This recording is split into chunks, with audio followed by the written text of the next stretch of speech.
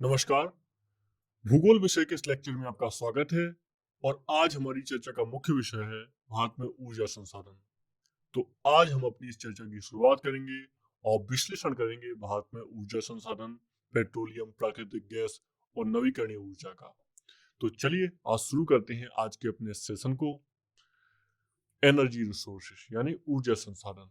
तो पहला है इसमें पेट्रोलियम एवं नेचुरल गैस। तो आइए पेट्रोलियम और नेचुरल गैस के ही बारे में बात कर लेते हैं। जैसा कि आप जानते हैं, भारत इस दुनिया का, इस विश्व का सबसे बड़े उपभोक्ताओं में से एक है, क्योंकि हमारी ऊर्जा आवश्यकताएं अधिक हैं। इसका कारण है हमारे यहाँ जनसंख्या भी बहुत अधिक है। हमने शुरुआत में बात की थी, भारत स्थल मंडल के 2.4% क्षेत्र को धारित करता है, लेकिन 70.5% जनसंख्या को धारित करता है 2011 की जनगणना के अनुसार। इस दृष्टि से देखा जाए, भारत के पास ऊर्जा संसाधन भी लिमिटेड ही है, हालांकि जनसंख्या ही बहुत ज्यादा है। तो इसलिए हमारी ऊर्जा आवश्यकता ज्यादा होने के कारण आवश्यकता होती है हमें कि ऊर्जा से संबंधित सारे संभावनाएं सारी सारी संभावनाएं सारे विकल्प हमारे पास हों। इसी दृष्टि में भारत ने एक लक्ष्य रखा हुआ है कि 2040 तक भारत हरित हाइड्रोजन के मामले में हरित हाइड्रोजन के जरिए ऊर्जा आवश्यकता में आत्मनिर्भर बनेगा। ये भारत का लक्ष्य है। आप देखेंगे अन्य देशों ने भी इस क्रम में, क्योंकि परमाणु ऊर्जा से कुछ समय पहले कई सारी घटनाएं हुई हैं, जैसे फुकुशिमा घटना हो गई और भी अन्य घटनाएं हुई हैं। जर्मनी ने इसीलिए 2022-23 में ही, इसी साल 2023 में ही सारे परमाणु रिएक्टर बंद कर दिए हैं और जर्मनी पूरी तरीके से हरित हाइड्रोजन पर शिफ्ट हो भी चुका है। हमारा भी लक्ष्य है कि हम भी 2040 या 2047 तक ऊर्जा आवश्यकता के मामले में आत्मनिर्भर होंगे और हरित हाइड्रोजन के जरिए ऊर्जा प्राप्त करेंगे, स्वच्छ एनर्जी होगी। तो चलिए बात कर लेते हैं हम पेट्रोलियम और नेचुरल गैस के बारे में। पेट्रोलियम क्या होता है? तो पेट्रोलियम हाइड्रोजन और कार्बन का यौगिक होता है।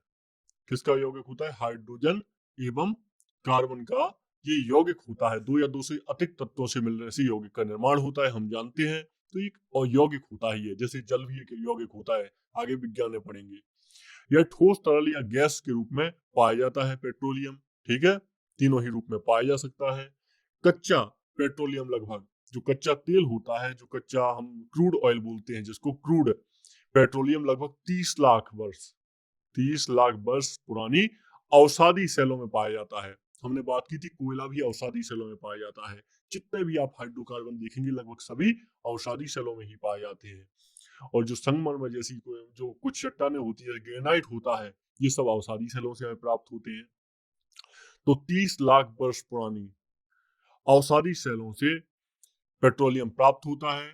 भारत में टर्सरी काल की चट्टानों की अपनतियों और भ्रंश फंदों में ये पाया जाता है। जो टर्सरी काल की हमारे यहाँ चट्टानें हैं, इन चट्टानों में हमारे यहाँ पे जो फॉल्ट ट्रैप होते हैं, फॉल्ट होते हैं, जिसको हम भ्रंश फंदों बोलते हैं हिंदी में, फॉल्ट ट्रैप में ये पाया जाता है। ठीक है, ये आप याद रखिएगा।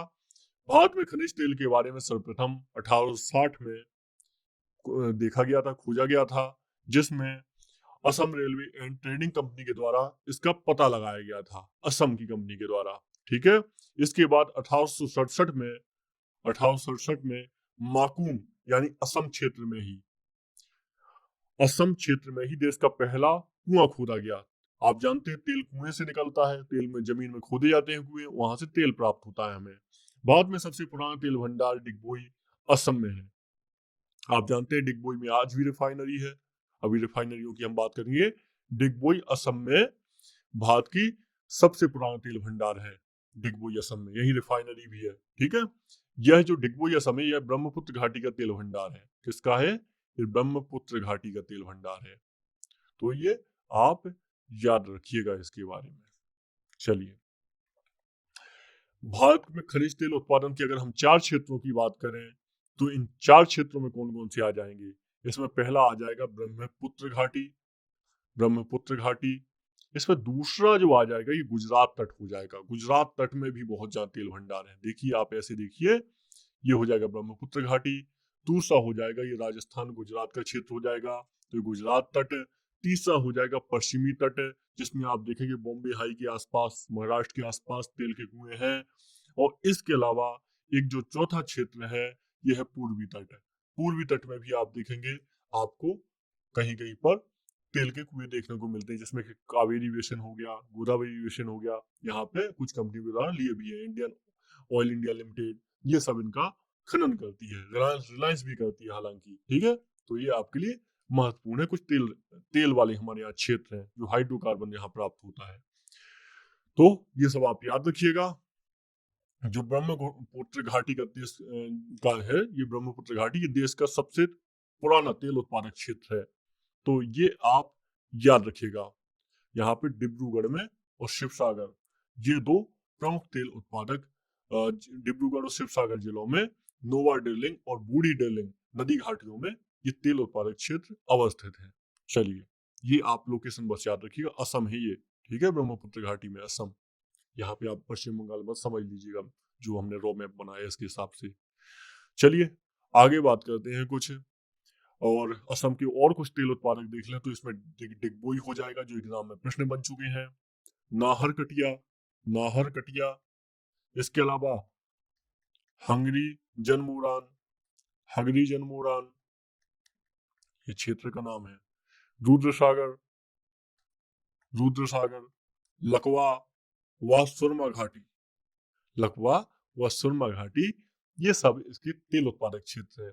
नाम थोड़े से आपको ऐसे लगेंगे, फनी लगेंगे, लेकिन ये सब स्थानों के नाम है, ठीक है। चलिए, अच्छी बात है, आगे बढ़ते हैं। यहाँ पे Indian oil corporation IOC, Indian oil corporation के अधिकार में ये सारे क्षेत्र हैं और ये यहाँ पे खुदाई करती है, ठीक है। चलिए, तो ये सब आप याद रखिएगा। डिगबोई जो है, इसकी तेल कंपनी की स्थापना कब हुई थी? 1901 में हुई थी। 1901 में असम ऑयल कंपनी लिमिटेड के द्वारा इसकी स्थापना की गई थी। रिफाइनरी की स्थापना, डिगबोई रिफाइनरी की स्थापना, ये याद रखिएगा। और बाकी ऑयल इंडिया लिमिटेड द्वारा बाद में इसका 1981 में रिफाइनरी का अधिग्रहण IOCL द्वारा कर लिया गया था, ठीक है, इंडियन ऑयल कॉर्पोरेशन लिमिटेड, ठीक है, इसके द्वारा इसका अधिग्रहण कर लिया गया था। गुजरात भारत में कच्चा तेल उत्पादन के संदर्भ में तीसरे नंबर पर मिलता है। ये तीसरे नंबर पर है गुजरात भारत में कच्चा तेल उत्पादन के संबंध में। यहाँ पे भरूच जिला जो है ये 30 वर्ग किलोमीटर के क्षेत्रफल पर यहाँ पे खनिज तेल भंडार है भरूच जिले में, ठीक है। भरूच या भड़ौज भी इसको बोलते हैं कहीं कहीं पर, तो ये याद रखिएगा। यहाँ तेल की खोज 1958 में हुई थी। 1958 में खोजा गया था। उत्पादन 1961 से शुरू हुआ। लुनेश तेल उत्पादक क्षेत्र गुजरात राज्य में खंबा की खाड़ी ऊपरी सिरे पर है, ठीक है। ये एक छोटी सी जानकारी है, बाकी बहुत ज्यादा हम एरिया को नहीं देखेंगे, आप बस इस मोटा मोटा क्षेत्र का याद रखिएगा। चलिए आगे बढ़ते हैं। इसके अलावा ये अहमदाबाद गुजरात क्षेत्र में कलोल क्षेत्र भी, यहाँ पे कलोल ये क्षेत्र भी महत्वपूर्ण है। यहाँ पे भी आप देखेंगे तो तेल रिफाइनरी, तेल उत्पादन होता है यहाँ से, ठीक है। चलिए, इसके अलावा यहाँ पे कोयाली तेल शोधन भी पाया जाता है। कोयाली तेल शोधन यानी रिफाइनरी भी है यहाँ पे कोयाली में, गुजरात में है ये। IOCL इसको बोला जाता है, कोयाली तेल शोधन रिफाइनरी, इसको IOCL बोला जाएगा। तो ये आप याद रखिएगा, ये कहाँ पे है? जामनगर जिले में अवस्थित है, ठीक है। चलें आगे बढ़ते हैं। इसको कब स्थापना हुई थी इसकी स्थापना 1920 में महाराजा रणजीत सिंह ने करवाई थी। इसे नवानगर के नाम से पहले जाना जाता था, ठीक है। तो चलिए आगे बात करते हैं।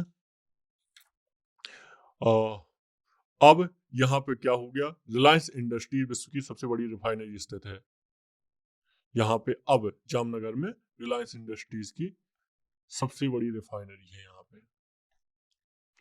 आइए पश्चिमी अपतटीय की बात कर लें। जो पश्चिम में हमने तेल कुआं देखा है, इसकी अगर हम बात कर लें तो इसके बारे में हम देखेंगे बॉम्बे हाई।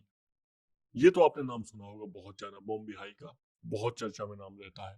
तो बॉम्बे हाई यहाँ पे पश्चिम अपतटीय क्षेत्र का मुंबई के तट के पास ही प्रमुख तेल उत्पादन क्षेत्र है। इसके अंतर्गत 160 किलोमीटर दूर पे है ये मुंबई से। इस तेल की इस रिफाइनरी इस जगह की खोज कब हुई थी? 1964 से 67 के बीच में यहाँ पे खोज हुई है। इसका नामकरण 1965 में किया गया। इस तेल क्षेत्र को रूस एवं भारत की संयुक्त टीम ने खोजा था। किसने? रूस प्लस भारत की संयुक्त टीम के द्वारा खोजा गया था। यहाँ सबसे पहला तेल कुआं 1974 में खोदा गया था। तो ये लोकेशन आपके लिए महत्वपूर्ण है। तो ये पश्चिमी अपतटीय क्षेत्र की बसीन क्षेत्र में भी इसको सम्मिलित किया जाता है। ठीक है, बॉम्बे हाई के दक्षिण में पड़ेगा यहाँ पे बसीन क्षेत्र। तो इसके अतिरिक्त पश्चिम में बॉम्बे हाई के अलावा बसीन क्षेत्र भी है। तो बसीन क्षेत्र ये इसके दक्षिण में पड़ेगा, ये भी एक महत्वपूर्ण है। इसके अलावा मुंबई हाई के दक्षिण में एक आलिया बेट नाम का भी है। आलिया बेट यहाँ पे ये भी एक लोकेशन है, आलिया बेट, ये भी आप देख लीजिएगा। ठीक है, चलें, ये सब चीजें आप याद रखिएगा। तो ये आपको पश्चिम तट में सारी ये रिफाइनरी सारी ये तेल लोकेशन है, यहाँ पे तेल पाया जाता है। ठीक है, चलिए आइए अब बात कर लेते हैं अब हम बात कर लेते हैं पूर्वी तट की। पूर्वी तट की अगर हम बात करें तो पूर्वी तट में गोदावरी कृष्णा कावेरी नदियों के डेल्टा क्षेत्र में आपको प्राकृतिक गैस के भंडार मिल जाएंगे, खनिज तेल और प्राकृतिक गैस के भंडार मिल जाएंगे।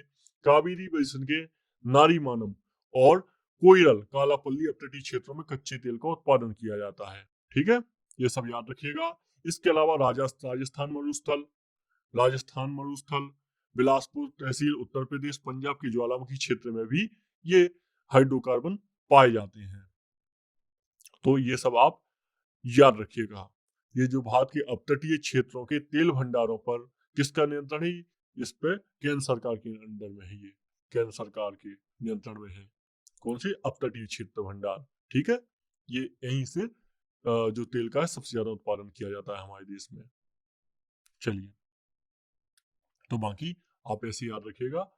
कुल मिला के कितनी लोकेशन आपको याद रखनी है? अगर हम राज्य के हिसाब से बात करें तो आपको इसमें राजस्थान याद रखना है। अपतटीय क्षेत्र तो आपको याद रखने ही है जो आपके तटों से बाहर हैं, जैसे बॉम्बे हाई। लेकिन इसके अलावा राजस्थान, गुजरात, असम, तमिलनाडु और आंध्र, ये आपको सारे क्षेत्र याद रखने हैं जो आपके हाइड्रोकार्बन और तेल की दृष्टि से कौन से इंपॉर्टेंट है, कच्चे तेल की। ठीक है, तो ये आप सब चीजें याद रखिएगा। आइए आगे कुछ और बात कर लेते हैं, कुछ रिफाइनरियों की बात कर लेते हैं जो पीएसयू रिफाइनरियां हैं, क्योंकि यहाँ से एग्जाम में प्रश्न बनते हैं और बच्चे अधिकतर कंफ्यूज भी होते हैं इसमें कि कौन सी रिफाइनरी कहाँ पाई जाती है। तो इसमें महत्वपूर्ण रिफाइनरी की बात करें तो पहले तो डिगबोई रिफाइनरी है, ये असम में पाई जाती है, असम में है। 1901 में ये इसकी स्थापना हुई थी। ठीक है, कंपनी का नाम है इसकी इंडियन ऑयल कॉर्पोरेशन लिमिटेड, ये इसकी देखरेख करती है। गुवाहाटी गुवाहाटी में असम में ही है, इसकी स्थापना 1962 में हुई थी, ये भी असम का हो जाएगा। बरौनी बरौनी कहाँ हो जाएगी? बिहार में हो जाएगी। इसकी स्थापना कहाँ हुई थी? 1964 में हुई थी। बरौनी के अलावा कोयाली हो जाएगी, कोयाली गुजरात में है, 1965 में स्थापना हुई थी इसकी। इसके अलावा बोगईगांव है असम में। इसके अलावा हल्दिया पश्चिम बंगाल, हल्दिया आप जानते हैं नेशनल वाटरवेज 1 गया है हल्दिया तक, तो हल्दिया पश्चिम बंगाल, यहाँ पे भी एक रिफाइनरी है, 1975 में स्थापना हुई थी इसकी। इसके अलावा मथुरा में भी एक रिफाइनरी है, इसकी यूपी में है ये, स्थापना कब हुई थी इसकी? 1982 में। पानीपत में एक रिफाइनरी है, पारादीप उड़ीसा में एक रिफाइनरी है, मुंबई महाराष्ट्र में भी है 1954 में। तो ये जो रिफाइनरियां है ना, आपने हल्दिया तक देखा, ये है आपकी इंडियन ऑयल कॉर्पोरेशन लिमिटेड के अंडर में। इसके अलावा जो आपकी और रिफाइनरी है, मुंबई वाली रिफाइनरी, ये मथुरा की भी इसी के अंडर है। जो अब रिफाइनरी है आपकी मुंबई वाली, विशाखापट्टनम मुंबई, और ये सब जो मुंबई और विशाखापट्टनम की है, ये आपकी रिफाइनरी होगी, महाराष्ट्र में है, जो हम जानते हैं 1954 में स्थापना हुई थी, हिंदुस्तान पेट्रोलियम कॉर्पोरेशन लिमिटेड के अंडर में है ये। जबकि आपकी कोच्चि रिफाइनरी आपकी भारत पेट्रोलियम बीपीसीएल के अंडर में होगी। ठीक है, तो ये सब आप अलग अलग रिफाइनरी है, याद रखिएगा। इसके अलावा मैंगलोर में भी ये रिफाइनरी, और तातीपाका आंध्र प्रदेश, ये भी रिफाइनरी महत्वपूर्ण है। तो ये सब रिफाइनरी आप याद रखिएगा। इसका 2001 में निर्माण हुआ था, जो सबसे तातीपाका रिफाइनरी है। तो ये सब सरकारी रिफाइनरी है जो गवर्नमेंट के अंडर में है। इसके अलावा कुछ संयुक्त उद्यम रिफाइनरी भी है, जैसे इसमें हो जाएगा बीना, ये मध्य प्रदेश में पड़ेगी रिफाइनरी। ये 2011 में इसकी स्थापना हुई थी, और ये भारत और ओमान के सहयोग से शुरू की गई है। किसके?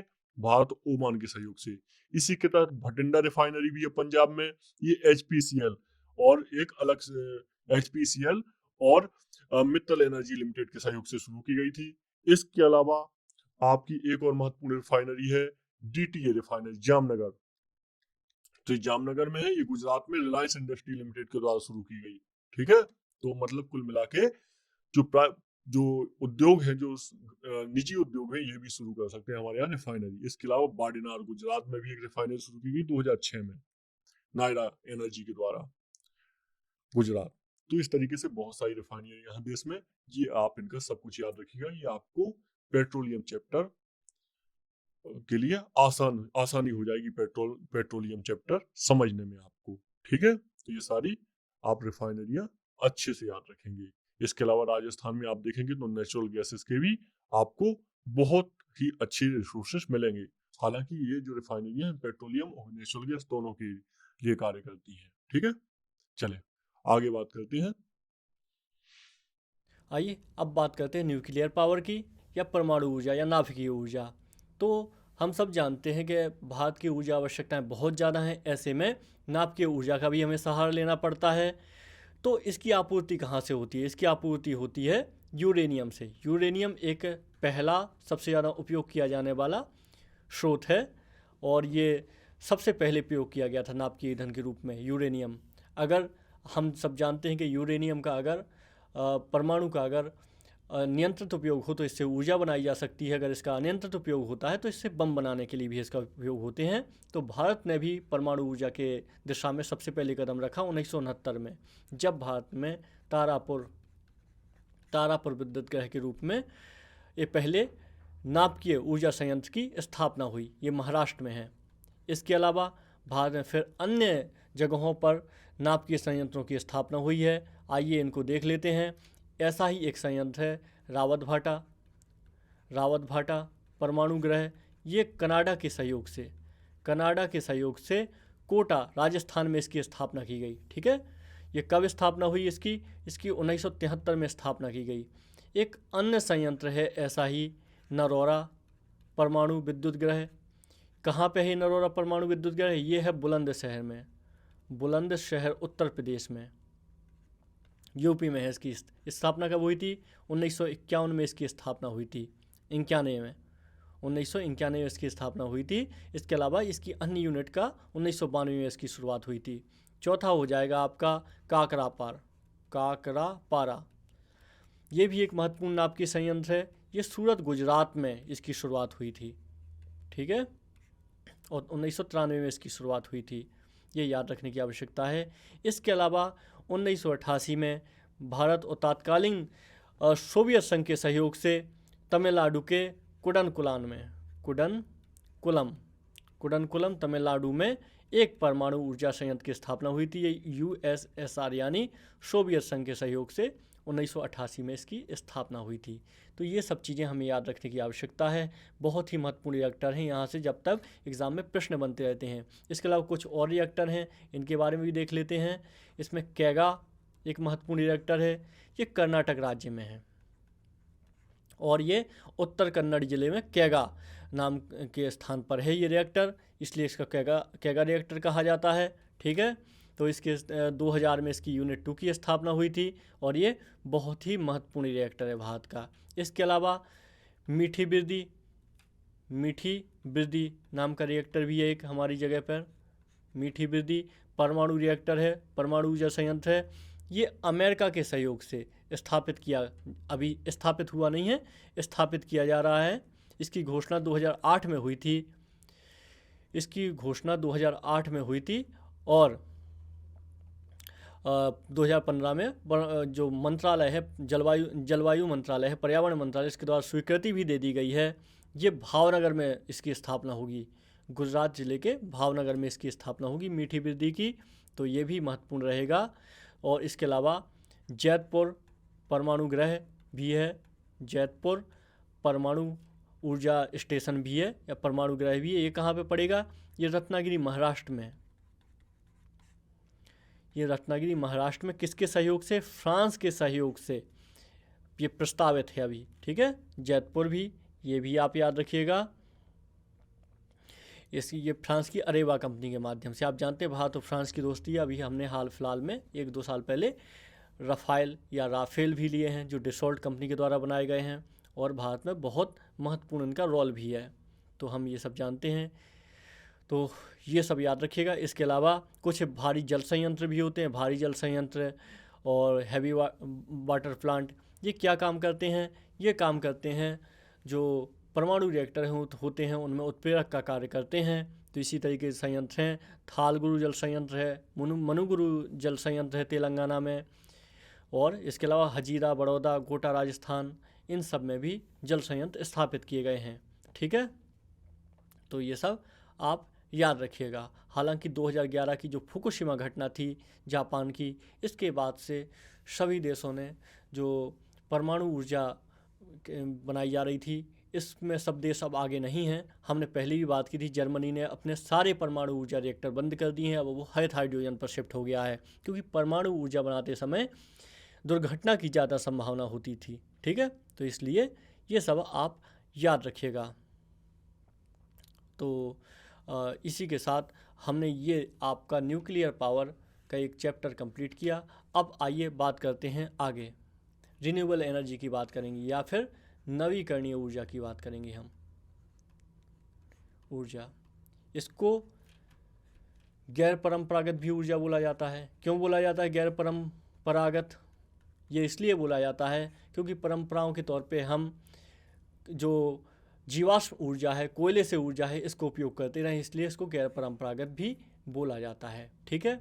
बाकी आपको एक अभी हम इसके बारे में बात करते हैं और आपको आश्चर्य होगा कि भारत के पास 950 गीगावाट रिन्यूएबल एनर्जी की संभावना है, जबकि हमारा लक्ष्य क्या है? सिर्फ 450 गीगावाट है 2030 तक। 450 गीगावाट का लक्ष्य है हमारा 2030 तक, जबकि हमारे पास संभावना कितनी है?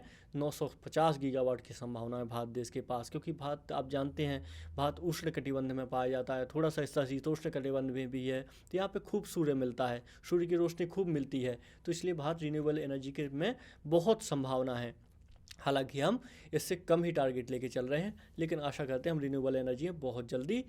तो आइए बात करते हैं नवीकरणीय ऊर्जा में क्या क्या शामिल होता है। तो इसमें अगर हम देखेंगे तो जैसे कि हम जानते हैं ऊर्जा के संसाधन 2 प्रकार के होते हैं, पहले ही बात कर ली थी, कोयला, पेट्रोलियम और प्राकृतिक गैस। ये ऊर्जा के व्यावसायिक स्रोत हैं, जबकि गैर नवीकरणीय और परंपरागत संसाधन भी इनको कहा जाता है। जबकि नवीकरणीय ऊर्जा और गैर परंपरागत में अगर हम देखेंगे तो इसमें क्या क्या शामिल हो जाएगा? इसमें शामिल हो जाएगा सौर, पवन ऊर्जा, बायोगैस, अवशिष्ट से प्राप्त ऊर्जा, यानी जो कचरे से ऊर्जा बनती है, ये हो जाएगा शामिल। और इसके अलावा इसमें भूतापीय ऊर्जा भी हो जाएगा, ज्वारीय ऊर्जा भी हो जाएगा, ज्वार भाटा जो आता है उससे बनने वाली ऊर्जा, लघु जल विद्युत। याद रखिएगा, जो बड़ी जल विद्युत परियोजनाएं होती हैं वो नवीकरणीय ऊर्जा में नहीं आती हैं। जो लघु जल विद्युत परियोजनाएं होती हैं, जल से विद्युत बनाई जाती है ना, तो छोटी जल विद्युत परियोजनाएं ये भी आती हैं किसमें? नवीकरणीय ऊर्जा में। इसके अलावा बायोमास, तो ये ऊर्जा के गैर व्यावसायिक, इनको क्या कहा जाता है? इनको गैर व्यावसायिक कहा जाता है। गैर व्यावसायिक और नवीकरणीय और गैर परंपरागत स्रोत कहा जाता है इन्हें, ठीक है। ये नवीकरणीय संसाधन हो गए।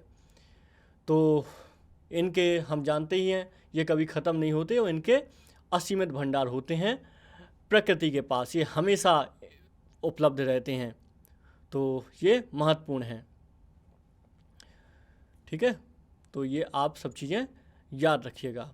तो सौर ऊर्जा कभी ख़त्म ना होने वाले संसाधन हैं, तो इसलिए ये इसका सरकार लगातार उपयोग भी कर रही है और इसके लिए लगातार कार्य भी कर रही है। चलिए,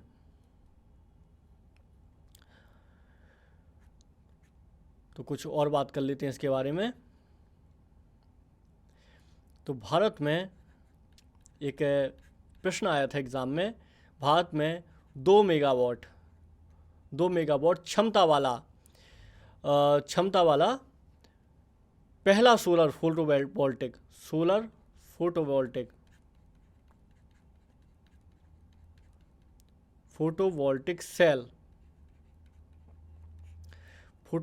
सेल संयंत्र पश्चिम बंगाल के वर्धमान जिले के आसनसोल में लगाया गया है।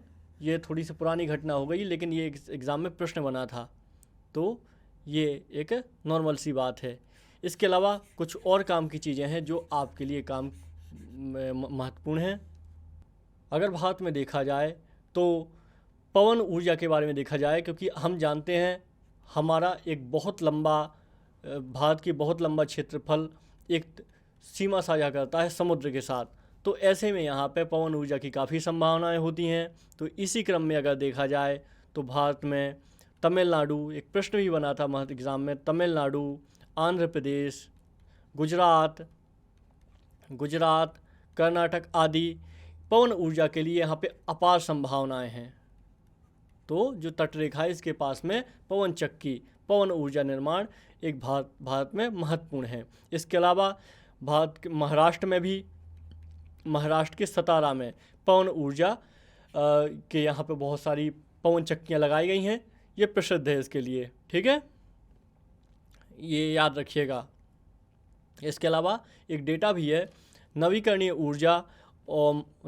ऊर्जा मंत्रालय के द्वारा एक वार्षिक रिपोर्ट आई थी इसकी 2020-21 की। इसके अनुसार देश में भूमि स्तर से ऊपर 100 मीटर और 302 गीगावाट एवं 120 मीटर पर कुल पवन ऊर्जा क्षमता है। 120 मीटर पर 695 गीगावाट, यानी भूमि से 120 मीटर ऊंचाई तक 695 गीगावाट की कुल क्षमता है भारत में उत्पादन की। तो ये एक डेटा आया था वार्षिक रिपोर्ट का। अगर 120 मीटर की ऊंचाई पर है पवन चक्की तो 695 गीगावाट की कुल पवन ऊर्जा उत्पादित हो सकती है। ये है संबंधित डेटा, ठीक है। तो पवन विद्युत संभाव्यता की बात की गई है। बाकी आप ये ज़रूर याद रखिएगा कि पवन ऊर्जा के मामले में गुजरात, कर्नाटक, महाराष्ट्र, आंध्र, तमिलनाडु, राजस्थान, मध्य प्रदेश राज्य महत्वपूर्ण हैं और ये लगातार नवीकरणीय ऊर्जा का उत्पादन कर रहे हैं। चलिए आगे बात करते हैं, तो ज्वारीय ऊर्जा की बात कर लेते हैं। ज्वारीय ऊर्जा ये भी एक बहुत महत्वपूर्ण ऊर्जा है। तो समुद्र में उठने वाले ज्वार भाटा की मदद से ज्वारीय ऊर्जा का निर्माण हो रहा है भारत में। अगर हम बात करें तो भारत में 12,455 मेगावाट ज्वारीय ऊर्जा उत्पन्न करने की क्षमता है। ये कितनी है क्षमता है भारत के पास, जैसे कि हमने सोलर एनर्जी की बात की थी, सौर ऊर्जा की बात की थी, तो इतनी क्षमता है। लेकिन भारत ऊर्जा के दो मुख्य संभावित क्षेत्र हैं, कच्छ की खाड़ी, इसके अलावा खंबात की खाड़ी। यहाँ पे ज्वारीय ऊर्जा उत्पन्न होने की बहुत ज़्यादा संभावना है। इसको सरकार के द्वारा चिन्हित किया गया है इन दो लोकेशन को, तो याद रखिएगा, ठीक है। तो ये आपके लिए महत्वपूर्ण रहेगा। इसके अलावा जो पश्चिम बंगाल का डेल्टाई क्षेत्र, यहाँ पे भी लंबे ज्वार आते हैं, तो ये क्षेत्र भी 5 मीटर ऊंची ज्वारीय रेंज का क्षेत्र है, तो ये भी महत्वपूर्ण लोकेशन है, ठीक है। चलिए भूतापीय ऊर्जा के बारे में बात कर लेते हैं। भूतापीय ऊर्जा क्या होती है? भूपटल की ऊष्मा से इसका भूतापीय ऊर्जा का अर्थ होता है। इसमें जैसे ज्वालामुखी, गेसर उष्ण स्रोत होते हैं, ये जो जब मतलब बाहर निकलते हैं, जैसे ज्वालामुखी फटा तो इससे भी कुछ ऊर्जा निकलेगी। तो इस प्रकार की ऊर्जा, जैसे गैसर होते हैं, कुछ भूमि से उष्ण स्रोत होते हैं, गर्म स्रोत होते हैं, तो इनसे ऊर्जा प्राप्त करना, इसको भूतापीय ऊर्जा कहा जाता है। ये भी एक ऊर्जा का स्रोत होता है नवीकरणीय ऊर्जा का। तो भारत में प्रथम भूतापीय संयंत्र लगाया गया था 2012 में आंध्र में। वर्तमान अब तेलंगाना में लगाया गया था, इसको तेलंगाना ही बोलेंगे, तब आंध्र में लगाया गया था, ठीक है। तो 2012 में पहला भूतापीय संयंत्र लगाया गया था। तो ये आप याद रखिएगा, ये खम्मम में स्थापित किया गया था, तेलंगाना के खम्मम में। ठीक है, चलिए आगे बात करते हैं। भूतापीय ऊर्जा पर आधारित एक और परियोजना है, हिमाचल प्रदेश के कुल्लू जिले में स्थित है। ये गर्म पानी स्रोत के लिए प्रसिद्ध है। गर्म पानी से भूतापीय ऊर्जा प्राप्त होती है। कहाँ पे? ये मणिकर्ण में, मणिकर्ण बिजली संयंत्र है हिमाचल में। तो ये भी भूतापीय ऊर्जा का एक मुख्य बिंदु है, यहाँ पे भूतापीय ऊर्जा प्राप्त होती है। ठीक है, इसके अलावा पार्वती घाटी भी इम्पोर्टेंट है। पार्वती घाटी में स्थित मणिकर्ण के गर्म स्रोतों से बिजली उत्पादित की जाती है।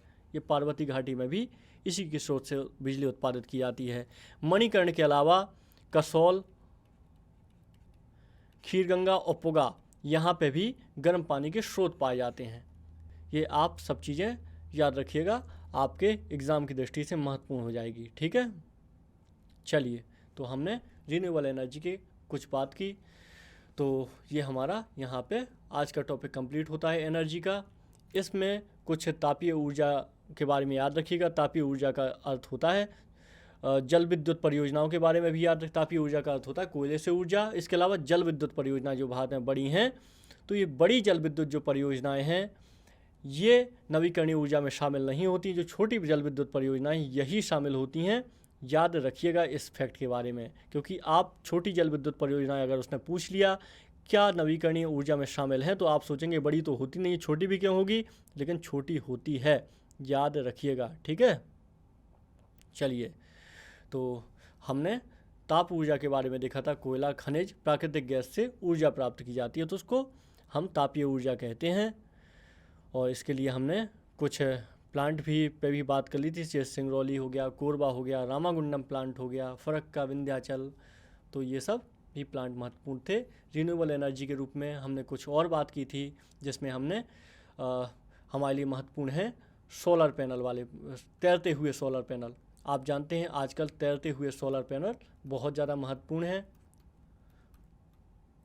सोलर प्लांट, इसमें आप देखेंगे तो नर्मदा नदी पर भी एक प्लांट बना हुआ है, बन चुका है। रीवा में एक तैरता हुआ सोलर प्लांट बनाया गया। हाल ही में तेलंगाना में रामागुंडम में भारत का सबसे बड़ा तैरता हुआ सोलर प्लांट लॉन्च किया गया। इसके अलावा चंडीगढ़ में भी उत्तर भारत का वर्तमान में सबसे बड़ा तैरता हुआ सोलर प्लांट है। तो ये तैरते सोलर प्लांट भी बहुत ज़्यादा महत्वपूर्ण हैं। इन सब चीज़ों के बारे में आप याद रखेंगे। मिलते हैं किसी और सेशन में। नमस्कार।